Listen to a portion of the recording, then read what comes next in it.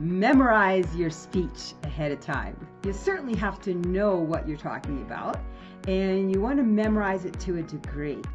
But if you just memorize it, it's going to come out so rehearsed. And people notice that. We all know what it's like to hear an elevator speech.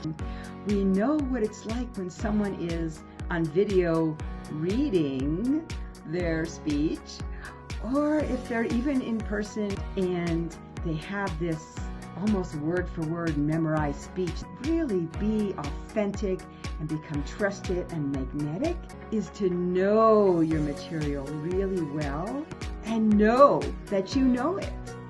Don't doubt yourself. Think about the most important points and then practice improving those. That is going to make you seem much more reachable, attractive, and magnetic